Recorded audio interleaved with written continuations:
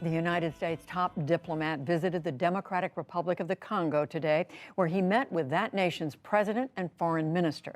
Secretary of State Antony Blinken's trip is part of a 5-day tour across sub-Saharan Africa to unveil the administration's new strategy for the region. As Nick Schifrin reports, it's a culmination of a diplomatic and humanitarian push at a time when Russia is trying to enhance its own influence in Africa.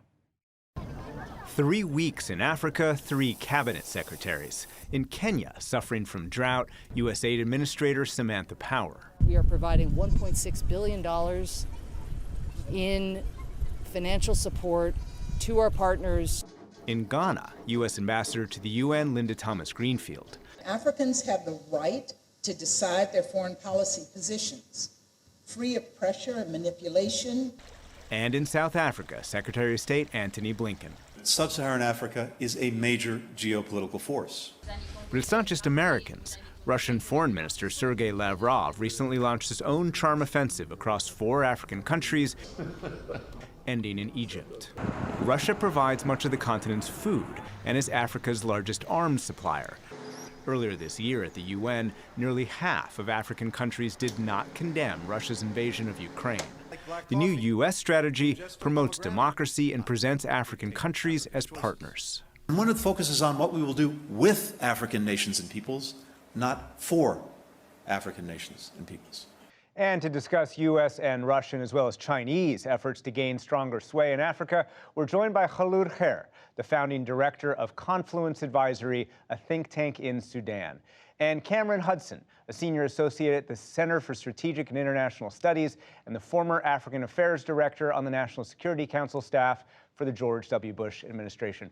Welcome to the NewsHour, Tuba. Khulod Khair, let me start with you. Let's lay out the U.S. strategy that Secretary of State Blinken laid out. First of all, promoting openness, an implicit counter to Chinese influence. Advocates for democracy, which he said counters Russian influence. Fights COVID, and to lead a clean energy transition.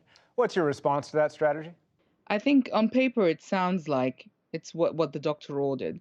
But I think that the U.S. strategy seems sort of unimplementable, given that there doesn't seem to be much funding around it. What we've seen from the U.S. so far, even with this recent surge of high-level officials coming to the continent, is still very much the same tone, I think, of charity first and partnership second.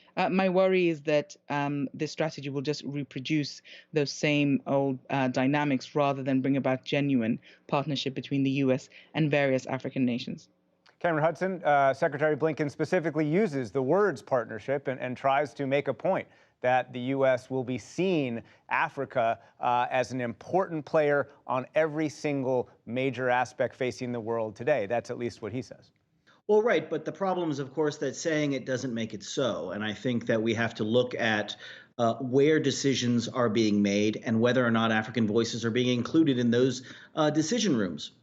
Whether it's the chamber of the UN Security Council or the executive boardroom of the World Bank, or frankly behind closed doors at a G7 summit where just this last June, G7 leaders decided on the devastating and crippling sanctions campaign against Russia, which has severely impacted Africans' ability to purchase and import grain and fertilizer from Russia. So we're seeing already in this administration, Africans not being included where those decisions are being made. So I, of course, like the idea that we are going to give greater voice to the 54 countries of Africa, 1.4 billion people. But right now, we're not seeing the Biden administration live up to the promise it made just yesterday. Khulod Khair, let's look at Russia's influence. How have you seen Russia focus its influence, especially on the African Union and also in particular African leaders?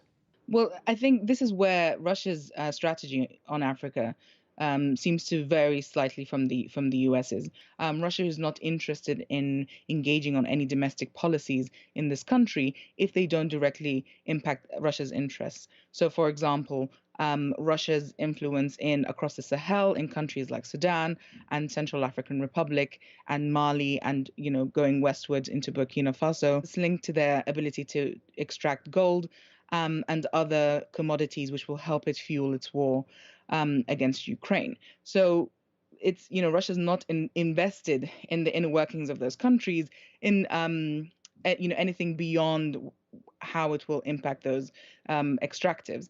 It's sort of cherry picking the countries it feels are going to be important. It's not looking for a broader level of interest related to, for example, rule of law, or even changing some of the trading elements that Africa has with other partners. It is actually aiming for a lot less, and by that token, it can actually achieve a lot more. Aiming for a lot less, Cameron Hudson, but also aiming for military, or at least a paramilitary relationship. How has Russia used the Wagner Group? This is a paramilitary group largely controlled by the Kremlin to expand its influence in many of those countries that Khulud Khair just mentioned. Right. Well, what we see about Russia's involvement here is really a kind of inside-outside approach. So, of course, it's approaching through visits like Foreign Minister Lavrov, but then it uses the Wagner Group in kind of unofficial capacities, working with beleaguered leaders on the continent, warlord leaders, militia leaders, looking for a way in.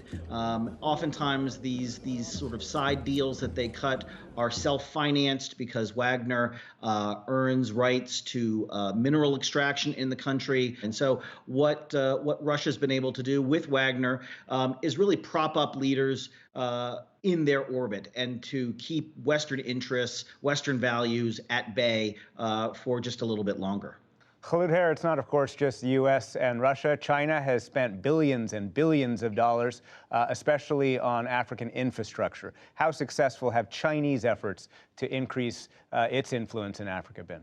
China thinks in terms of 1,000-year strategies. It does not think in terms of 4 to 5 year administrations, or at a maximum 10 years. So they can afford to be a lot more patient than we've seen the US and even to some extent Russia being, particularly after the invasion of Ukraine. For China, it's such a broad range of investments and interests across the continent, but they've always been quite pragmatic in terms of who they support and who they don't. And this really sets China and to some extent Russia apart from the US in terms that they don't necessarily have favorites that they stick by through thick and thin. They are much more able to navigate the changes within the continent, and more importantly, they know when to step back, particularly China, at times of fraught tensions. And Cameron Hudson, finally, let's take us back to Antony Blinken's speech. He has made a specific point repeatedly that the U.S. is not forcing African countries to choose between the U.S. and China or the U.S. and Russia, but rather providing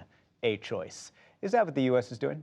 Well, I think they're providing a choice so long as the choice is the United States. What we saw in Secretary Blinken's speech wasn't just the providing of a choice, it was the making of an argument as to why choosing a relationship with Washington was going to be beneficial to the people, to the leadership, and to the continent as a whole. I think that what's interesting is that we have seen in recent months and years the Chinese and the Russians adopting the same sort of language of partnership, of treating Africans as equals. Russia and China both kind of painting the United States and the European countries as what it calls this golden billion, this idea that the developed North and industrialized North of wealthy countries is somehow controlling 90% of the world's resources and assets. And so really pitting, I think, Africa against Washington and the West as this sort of have and have not, and continuing that dynamic even with the release of this strategy today. Cameron Hudson, Khulud Khair, thank you very much to you both. Thank you.